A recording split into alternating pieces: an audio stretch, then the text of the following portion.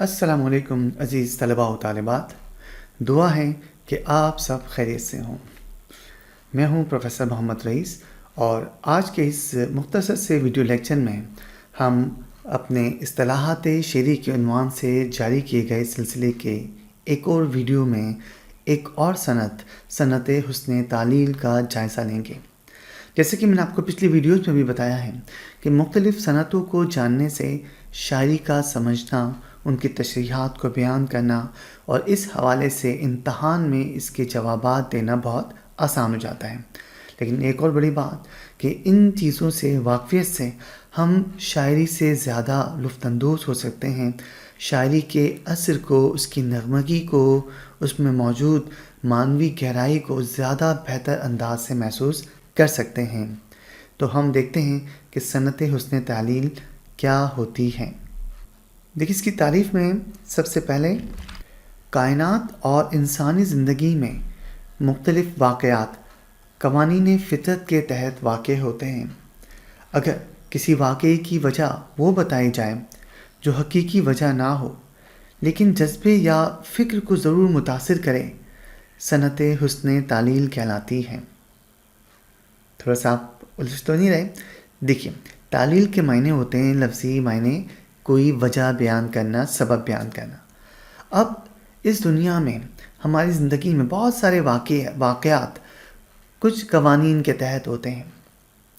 اب اگر شاعر جو اصل وجہ ہے اس کو بیان نہیں کرتا بلکہ اس کی کوئی اور شاعرانہ وجہ بیان کرتا ہے جو ایک لمحے کے لیے ہمیں خوش بھی کر دیتی ہے، حیرت میں بھی ڈال دیتی ہے، اور لیکن وہ حقیقی نہیں ہوتی، لیکن ہمیں لگتا ہے کہ ان کے درمیان ایک نسبت ہے، اور وہ نسبت ہمیں ایک خوشی مہیا کرتی ہے، ایک عجیب سی فرحت کا احساس دیتی ہے، لیکن وہ اصل سبب نہیں ہوتی۔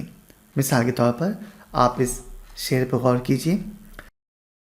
سر پر ہے عمر بھر کا بارے عصیاں، پیری میں جو یوں کمر جھکی جاتی ہے۔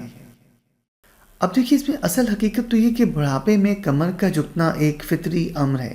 یہ کیسی بات ہے کہ وقت کے ساتھ ساتھ ہماری صحت جواب دے جاتی ہے، ہماری ہڈیاں کمزور ہو جاتی ہیں، ہماری ہڈیاں کمزور ہوتی ہیں تو ہماری کمر بھی جو ہے وہ جھکتی چلی جاتی ہے۔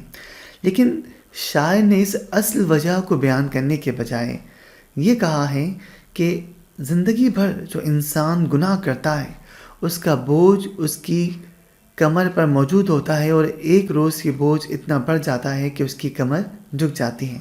تو یہ سننے میں، پڑھنے میں، سمجھنے میں اچھا لگتا ہے، لیکن ہم جانتے ہیں کہ یہ اصل وجہ نہیں ہے، لیکن ایک لمحے کے لیے ہمیں ایک عجیب سی خوشی ضرور فراہم کرتی ہے، ایک عجیب سا احساس ہمیں ضرور بخشتی ہے۔ تو شاعر اس کا سبب گناہوں کا بوجھ قرار دیتا ہے جس کے تلے دب دب کر انسان کی کمر آخر کار جھک جاتی ہے، لیکن یہ اصل وجہ نہیں ہے۔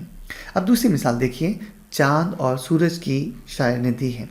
چاند اور سورج یہ اللہ تعالیٰ کے اس بنائے ہوئے نظام میں آسمانوں میں گردش کرتے ہیں، یہ اکیلے ہیں، اور ایک خاص اللہ تعالیٰ نے ان کو پابند کیا ہے، اسی راستوں پر یہ چلتے ہیں۔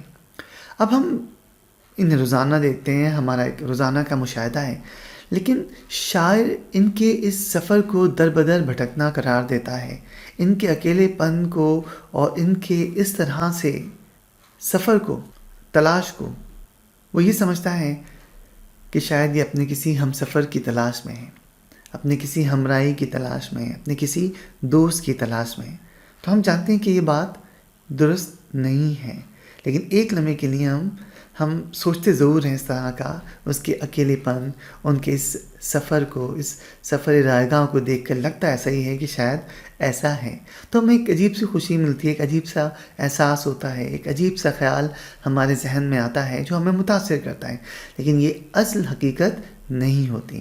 اسی کو صنعت حسن تعلیل کہا جاتا ہے کہ کسی واقعے کا وہ سبب جو اصل نہ ہو لیکن سننے میں، سمجھنے میں، محسوس کرنے میں ہمیں ایک لمحے کے لیے متاثر ضرور کر دیں۔ تو اس طرح کے نئے نئے نکات نکالنے میں ہمارے شعراء حضرات بڑا کمال رکھتے ہیں۔